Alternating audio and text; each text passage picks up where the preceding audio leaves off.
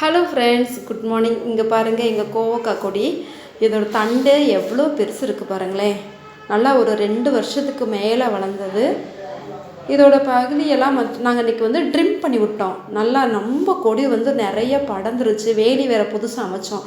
அதனால் என்ன பண்ணிட்டோம், இந்த கொடியெல்லாம் கொஞ்சம் கட் பண்ணி விட்டுட்டோம். கட் பண்ணி விட்டு இந்த புது தளவு எடுத்து இப்போ புதுசாக தளைஞ்சிருக்கு பாருங்களேன். மறுபடியும் கொடி ஓட ஆரம்பிச்சிருக்கு. ஸோ இன்னும் கொஞ்சம் நாளைக்கு கோவக்காய் சாப்பிட முடியாது.